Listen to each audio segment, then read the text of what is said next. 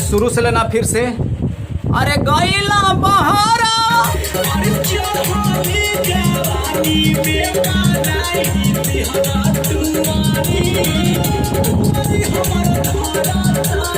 हाँ,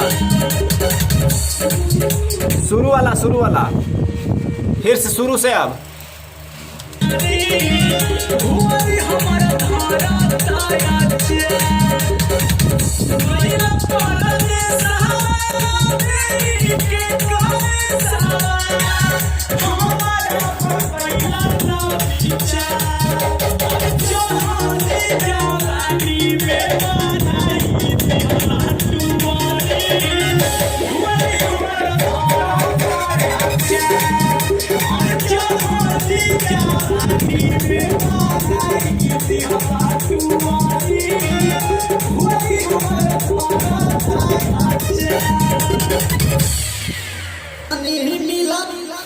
थोड़ा सा खाली यहाँ पर गड़बड़ा रहा है, देखो।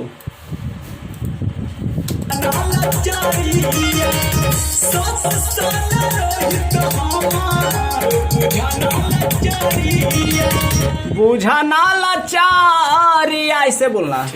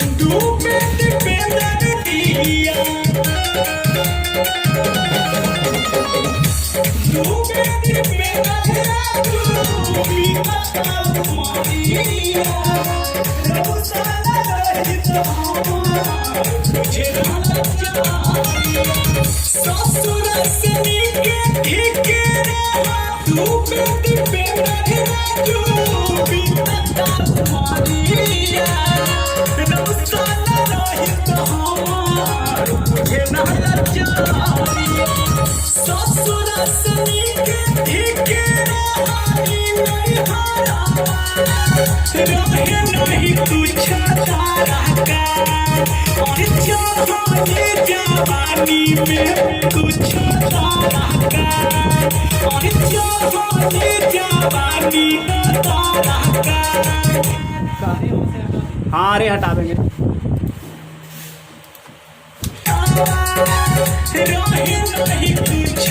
आ जाओ,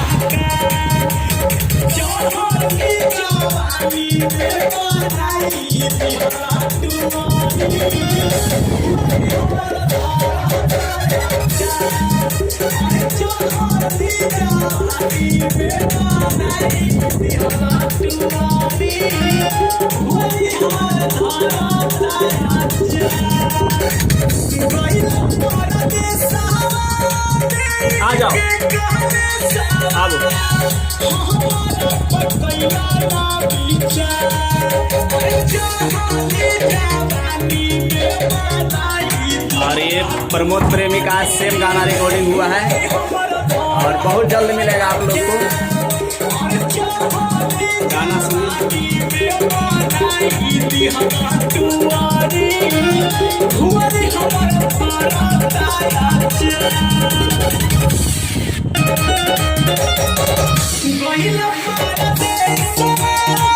बहुत ही बढ़िया सॉन्ग है और आप लोग को बहुत जल्द सुनने को मिलेगा। भुवरी हमर धारा था चार सेम गाया है और बढ़िया है। आप लोग दीपेंद्र जी को प्यार और दुलार दीजिए और हमारे यू लव म्यूजिक को भी दुलार दीजिए। और जितने भी यू लव को देखने वाले हैं, मुझे देखने वाले सभी को करना। और ये जो मेरा गाना है ये सेम प्रमोद प्रेमी का गाना है, चार्ली जवानी में बनाई लटोरी। तो आप लोग खूब आशीर्वाद प्यार देंगे और अपना छोटा भाई को आगे बढ़ाएंगे। यू लव म्यूजिक क्योंकि हम लोग का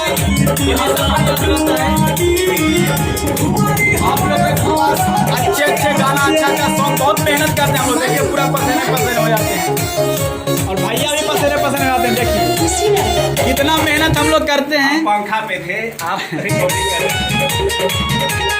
बहुत ही बढ़िया सॉन्ग है, तगड़ा है।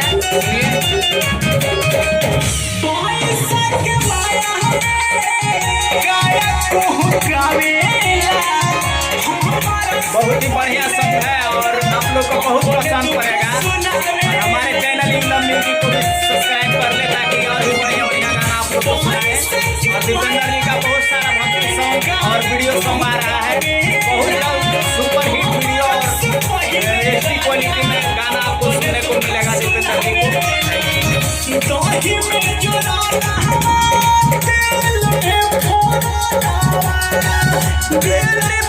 पार्टी पार्टीदार अरे सारे जवानी बहुत पसंद आई दिहला तुआनी हुआरी हमारा धारा काया अरे चढ़ाली जवानी में बनाई दिहला तुआनी हुआरी हमारा धारा काया। Thank you. गाना को सपोर्ट कीजिए, शेयर कीजिए ताकि कलाकार को हेल्प मिले और आगे वो बढ़ सके।